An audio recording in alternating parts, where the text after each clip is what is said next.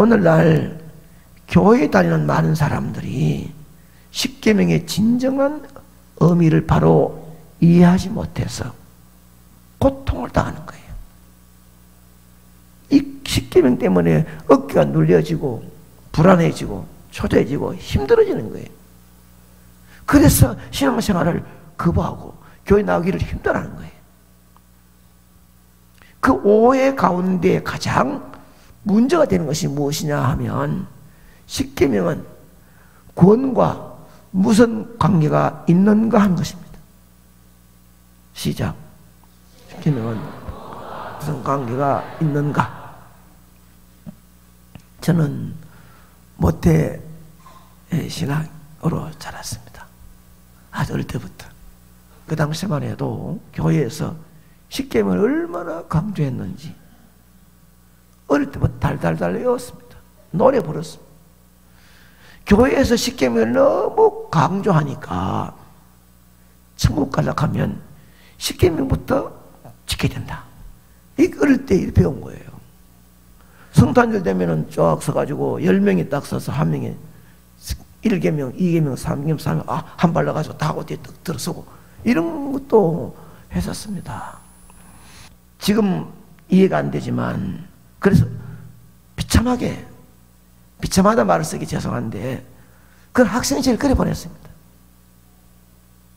뭐 눌리가지고 뭐 주의를 그렇게 지키라. 움직이도 못하고 십계명을 지키는데 열심을 다했습니다. 그러다가 순간에 십계명 중에 한 계명만 어기면 천국 가다가 지옥으로 떨어지는 것, 그런 생각이었습니다. 영적으로 그렇게 비참하게 어린 학생 시절 보내죠. 여러분 중에 이런 사람이 있습니까? 이 계명을 잘 안 지키면 지옥 간다. 이래서 무거워서 몰라가지고 하나 어겼다. 잠도 안 오고 막 잘못된 것이. 천국은요, 내가 무엇을 함으로, 무엇을 하지 않음으로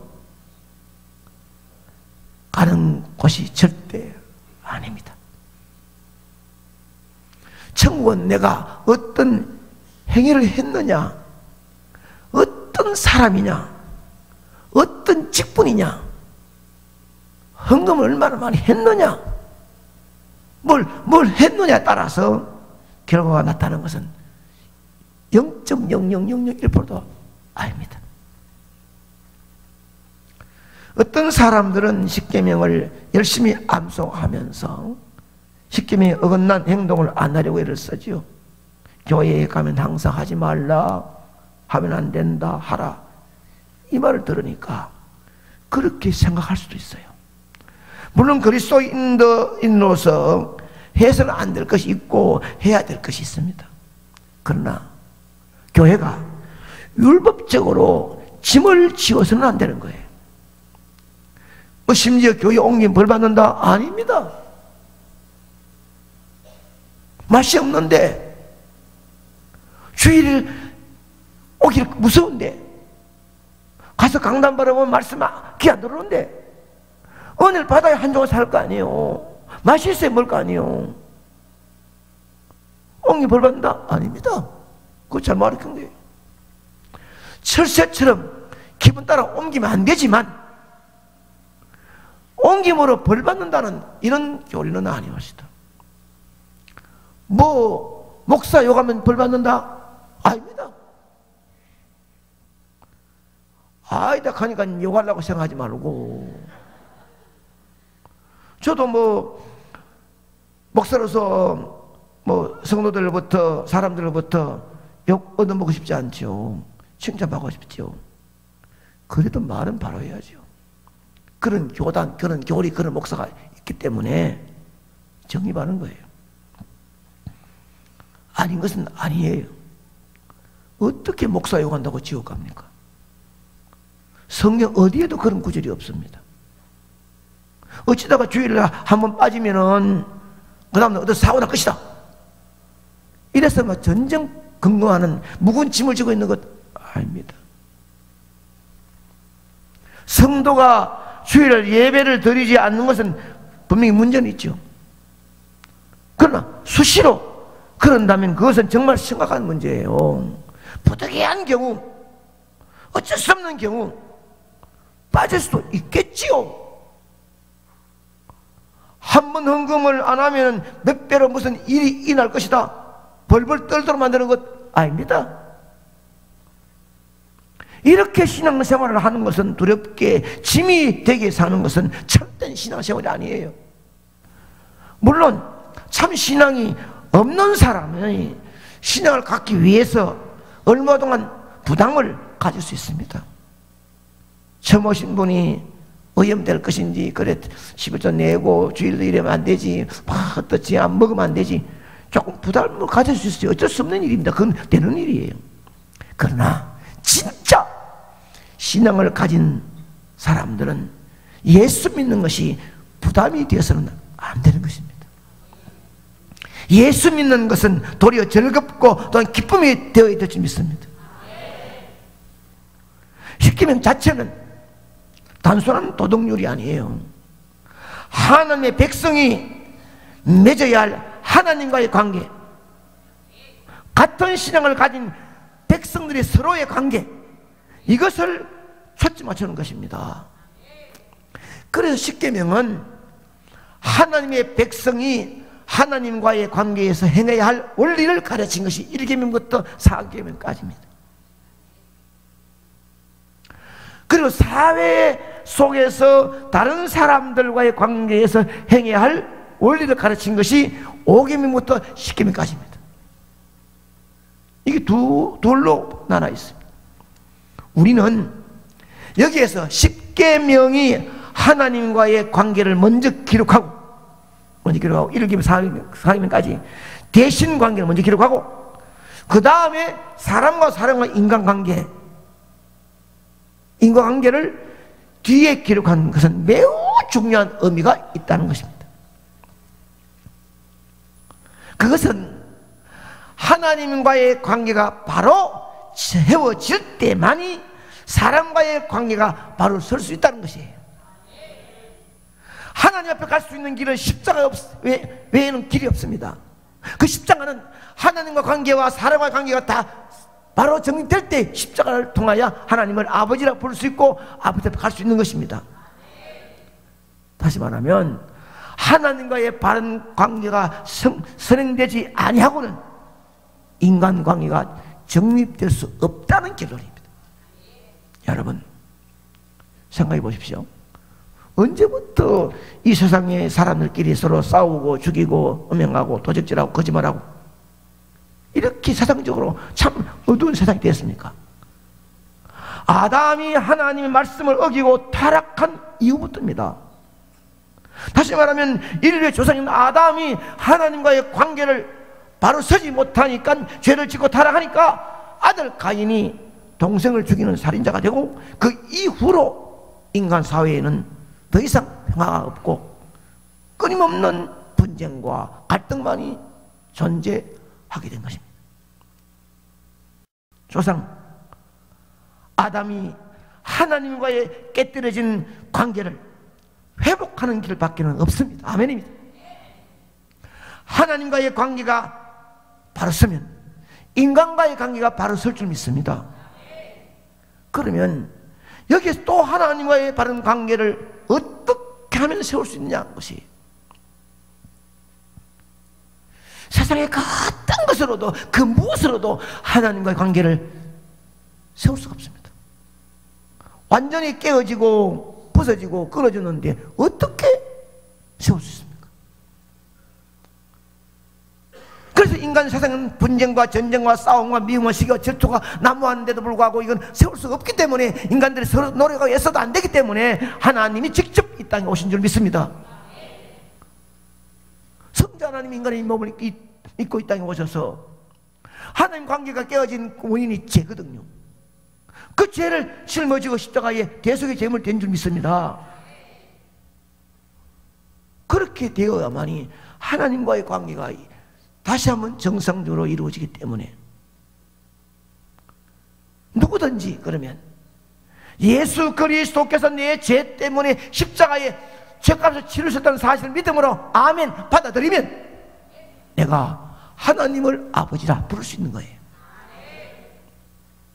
하나님의 자녀가 되면 내 마음속에 역사하신 성령은 나로 하여금 이 땅의 삶을 미움과 시기와 질투의 사슬을 끊어버리고 참된 평안과 행복을 누릴 수 있는 힘이 올 줄로 믿습니다.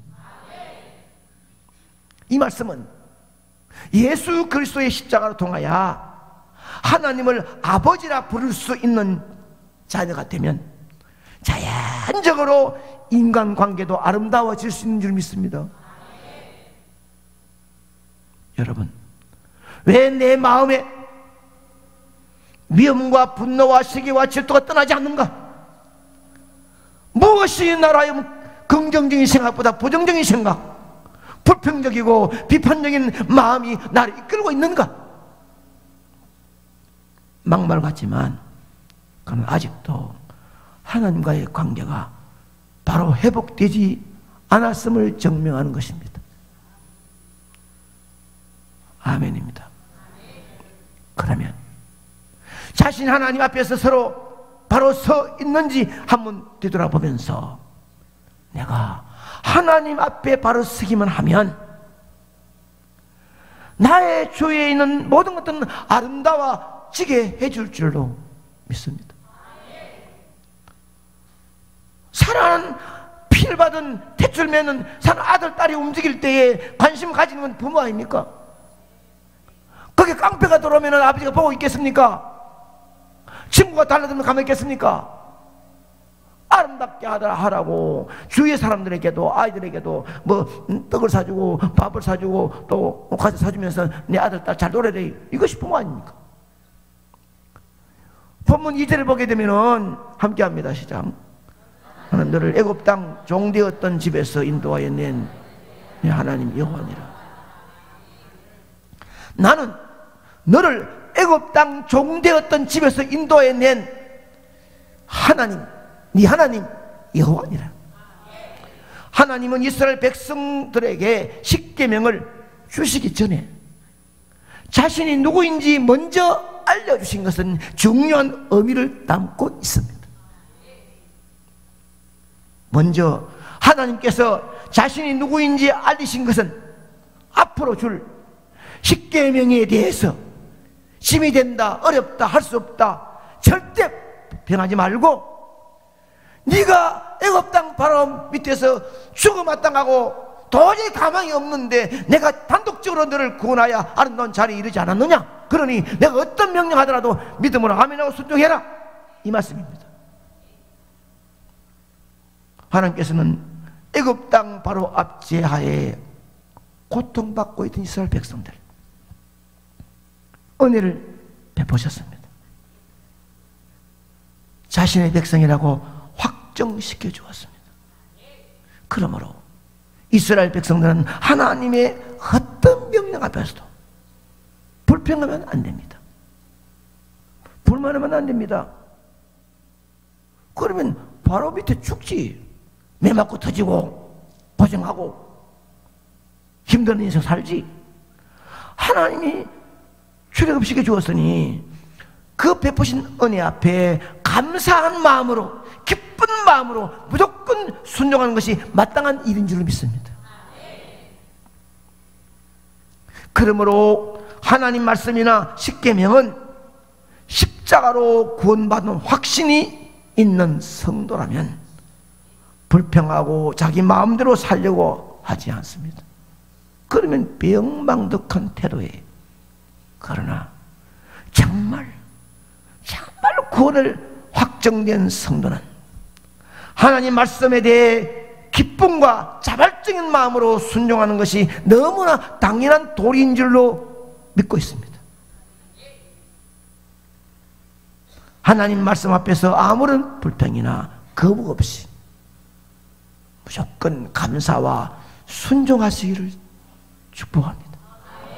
하나님 말씀을 지키는 것이 얼마나 어려운 일인지 생각하기 전에 나 같은 것을 구별해서 선택해서 하나님이신 성자 예수님이 그렇게 비싸게 죽으시고 나에게 구속의 은혜를 주셨다는 사실 앞에, 하나님은 아버지를 부를 수 있는 은혜를 주셨다는 사실 앞에 감사한다면 안 할 수가 없다는 거예요.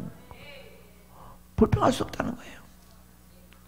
구원받은 성도가 자신의 진정한 모습을 뒤돌아보면 죄 많은 땅에 사탄의 얼금에여 고난과 고통으로 영원히 해방받지 못하고 지옥 가야 될 우리 아닙니까? 예수 그리스도의 십자가의 보혈로 구원받아 하나님의 자녀가 되었다면 어떤 말씀이라도 기쁨으로 순종하지 않을 수가 없다는 것입니다. 할렐루야. 그러므로 십계명은 구원과는 관계가 없고, 구원받은 성도는 받은 은혜로 마땅히 하나님께서 명령하신 계명을 행해야 될 줄 믿습니다. 그러니 우리의 머리로 생각으로 무겁다 힘들다 할 필요가 없어요. 숨쉬고 살아 있도록 해주신 은혜 감사하고, 죽어 천국 갈 수 있는 아름다운 길을 주심을 감사하고, 나 같은 구별의 귀한 재단의 아름다운 직분 주신 감사하고, 이러니 불평불만할 것이 없습니다. 십계명을 행하지 아니했다고 받은 구원이 없어지는 것은 아니에요.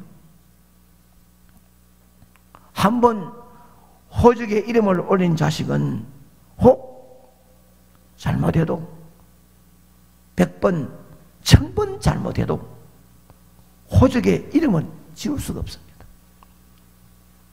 요사이는 뭐 행정적으로 왜 하는지 몰라도 또 호적을 파낸다 이래서 호적을 행정적으로 파냈다 할지라도 그 몸속에 흐르는 피는 바꿀 수가 없습니다. 예수 그리스도의 십자가의 보혈로 구원받은 성도는 내가 혹 잘못했다 하더라도 구원받는 건 관계가 없습니다. 그러나 여기까지 알면은 알고 믿고 가만히 있으면 안 돼요.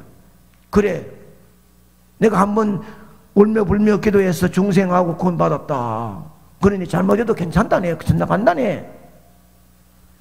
이거는 자신이 자신을 판단하는 것이지, 하나님을 볼 때는 진심을 하나님을 아버지로 부를 수 있는 자식이 되었다면, 예수님의 그 피 흘리신 죽으심으로 하나님 자녀가 되었다면 그렇게 판단하지 않아요. 내 몸속에 흐르는 보혈의 피 때문에 하나님의 명령과 계명을, 법을 아멘으로 눈물로 기쁨으로 순종할 수 있을 것입니다. 만일 그것이 안 된다면 하나님 관계가 바르게 서지 않았다는 증거인즉, 더 깊이 가면 구원받았는지 죽으면 중생에 충당할 수 있는지 확인해야 될 것이 아닌가 생각되는 거예요. 예수 그리스도의 십자가의 보혈로 구원받은 성도는 내가 혹 잘못했다 하더라도 구원과의 관계가 없으나 정말 구원받은 확증이 있는 성도는 잘못을 저지르면 용서를 비르고 또다시 저 엎드리고, 자식 키울 때 한 번 잘못해도 끝납니까? 10번 잘못 끝납니까? 어떤 때는 말해도 똑같은 것을 계속 반복 잘못해요. 한 번 참고, 두 번 참고, 세 번 참다가, 네 번 참다가, 그 다음에 와, 그렇지만, 그래도 자식은 자식으로 또다시 함께 하는 거예요. 우리가 아무리 잘못해서도 생명록에 한번 기록된 이름은 지울 수는 없으나, 정말로 하나님을 나의 아버지라 예수님 통해 구원받은 확증이 가슴에 있다면 기쁜 마음으로 교회에 올라와서 말씀 들을 때 아멘으로 받아 먹고 그 힘으로 살아갈 수 있는 줄 믿습니다. 예수 그리스도의 흐르는 보혈의 피가 내 마음 몸속에 흐르고 있는 자녀라고 한다면 예수님의 말씀에 순종하지 않고는 세상을 살아갈 수 있는 힘도 능력도 상실하기 때문에 아버지의 계명을 잘 준행할 수가 없는 것이죠. 그러나 진심으로 예수 그리스도의 보혈의 피가 내 마음속에 흘러 있다면 어떤 어려움이 온다 하더라도 불평 원망하지 않고 하나님 아버지가 주시는 놀라운 힘으로 아버지 부를 때의 그 능력과 힘과 자부심이 어둠을 뚫고 나갈 수 있는 능력이 될 줄로 믿습니다. 이것이 십자가와 구원과의 관계예요. 정말로 구원받은 하나님의 자녀라고 한다면 하나님과의 관계를 먼저 세운다고 한다면 사람과의 관계를 세우기 위해서는 험담, 불평, 원망 하지 않습니다. 자기 머리를 먼저 앞세우지 않습니다. 인생 세상 살면 할 말도 하고 싸우지만 우리 앉아있는 주의 종들이 가는 주의 종들의 길에는 억장 무너져도 그냥 갈 수밖에 없는, 하나님 앞에 우는 수밖에 없는 일들이 많이 있습니다. 평신도는 뭐 욕하고 싸워도 거기서 그렇지만 주의 종들이 욕 한번 하면 거기 얼마나 퍼져나가고 하는지 모릅니다. 이게 너는 확정되었다 하더라도 이거 다시 한번 생각해 봐야 되는 거예요. 그 사람 말을 믿고 따라간다는 것은 엄청나게 자기 손해가 되는 거예요. 내가 무엇을 뿌리냐 심리에 따라서 그 이름의 자식들이 거둔다 한다면 거룩한 덩신되고 거룩한 바보 돼가지고 나 같은 구별의 아름다운 자리에 장로, 집사, 권사 아니면 찬양대를 세워주면 감사해가지고 그저 아멘 아멘 웃으면서 기쁨으로 갈 수밖에 없는 것이 우리의 모습인지 믿습니다. 말씀 믿습니다. 여러분, 하나님의 명령, 계명, 특별히 십계명은 구원과는 관계가 없으나 하나님 관계가 아름답게 이루어진 관계가 바로 섰다면 이거로서는 안 돼요. 십자가는 인간과의 관계가 이루어지는 거예요. 묻잖아요. 주님 앞에 와서 계명을 다 네가 했다 하더라도 하나님을 사랑하고 이웃 사랑하라. 이래야 다 계명을 이뤘다는 거예요. 아멘입니다. 눈에 보이는 계명이 행해갖고 막 이러면 안 되지, 이러면 안 되지, 예수 믿으면 이러면 안 되지, 이게 아니에요. 마음속에 진심으로 하나님의 자녀가 된 자부심을 가지고 어떻게 살아야 될 것인지 양옆으로 가족들에게, 자녀에게, 이웃에게 어떤 사랑을 전하느냐. 그 사랑이 십자가를 완성되고 십자가 완성될 때 그 십자가를 타고 천국 주 앞에 갈 수 있는 줄 믿습니다.